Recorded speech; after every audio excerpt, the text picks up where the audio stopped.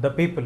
Generally, when we refer to the word the people, generally we have many misconceptions about the word people, because generally we listen to the word development. When we come to the word development, we mean that development of all the people. But generally people say because of the population growth, we are having a lot of problems. If the population is growing, we have to share our resources with a larger number of people. Generally, if you have 100 people and the resources are sufficient for 100 people and the population increases to 150, the same amount of resources which are sufficient for 100 people have to be shared for the 150 people. This is a major problem what we discuss generally when it comes to the people or the population growth. And coming to the jobs, lack of the basic amenities, all this leads to the issues. How do we come to know about the people of any nation? What is the basic reason or how we can calculate the people of any nation? For that, we have a commission called Census Commission of India, which will determine the entire calculations. They go to each and every village, each and every house and find out the names, details and how many people are living in that particular area or in that particular house. Every individually door number and everything they note down and they calculate everything in detail and find out. Recently in 2011, we are having the census from 1881 onwards. Recently in the last 2 years, like in 2011, we got the actual calculations. This is the census are calculated for every 10 years as per the data and the analysis. So now the present India population according to 2011 census is 121 crores 1,93,422. So the number is very big.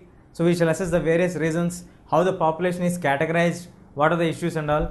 Just what do the census show for us? We have discussed that census are calculated for every 10 years. We got the calculation. 2011 we got the analysis and like how many people are living in India for us. Now what does the census show for us in overall basis? Census shows the age structure. What is the age structure of a nation? All the people in the country will be divided into different categories. All the people like aged people, old people, young people, all together we get the census. In that census we get the various criteria for us. First one is the entire census can be divided into three major categories basing on their age as a criteria for them. First one is the children below 15 years of age. The children below 15 years of age are provided everything and taken care of everything by the parents, especially in the countries like India where for everything they depend on the parents. Parents take care everything for them from right from the hairpin to all the things which are for basic amenities or like education needs and all these things. So they provide, these people are completely dependent on their parents. So the next category is working age. The age in India, working age is 15 to 59, where the most of the people start to earn their livelihood. They are reproductive in their structure, they are well worked capability there, and up to 59 years they can work productively and they can lay down the family burdens and all these things. They can carry on further. The children depend on this group. Even the old age people, the family parents and all these people depend on their young children.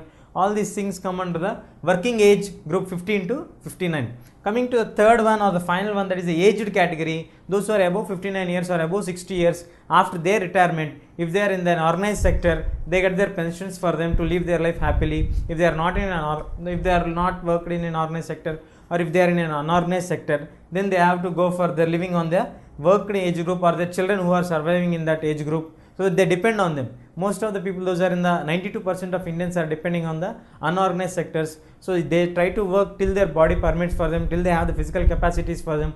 Even in villages, we find people at the age of 60 to 65 also working to do something for their livelihood. At least until their body permits, they try to work hard and get some income out of it, because at this age, if they are only in a permanent jobs or in organized sector only, they can get some fixed pension. If not, they are not entitled for any pensions. Yes, the central government and the state governments are announcing some kind of pension schemes like 300, 500, 1000 rupees, but that could not meet the requirements of the growing needs of the people. The sex ratio, the most important topic which has to be discussed in this lesson, is the sex ratio. What is the meaning of the word sex ratio? Generally we have many doubts about the, as soon as we get the word sex here, we get laugh in our faces. Like, it is not the point here. The point is number of females for every 1000 males is called sex ratio. Number of females surviving for every 1000 males is called sex ratio. It's like comparison between boys and girls. Now the medical researchers have shown us some interesting facts. The interesting facts are that girls of 0 to 5 years survive more than boys of 0 to 5 years. Did you get the point here? Girls of 0 to 5 years survive more than boys of 0 to 5 years. But generally we find in our country, girls die very soon than boys. Out of every 1 or 3 girls born compared to boys of 100, many of the girls die at the age of 0 to 5 years. What would be the reason? But according to the medical facts, it is clear that girls can survive better than boys. So it is only clearly evident that there is discrimination in our country. We are experiencing the discrimination. The girls who are medically fit and fine are not provided any proper care for them, so that they are not able to sustain that one and they are losing their lives. This is one of the basic reasons what we are having the negative impact on our lives. If you see the states comparison for us, in Haryana we have for every 1000 males only 817 girls, and in Punjab we have 880 for every 1000. AP it's better, 970, and Kerala it's fantastic, like above 1000 we have 1040 females surviving here. So where there is a proper education and understanding, then we can have the proper issues there. Like in a family, when if there is a girl and a boy, a brother and a sister, the utmost care is taken for the brother when compared to the girl, sister. Sister is having an issues here. She is forced to work at home. She is not allowed to send to high school, or there are some biases regarding this issue.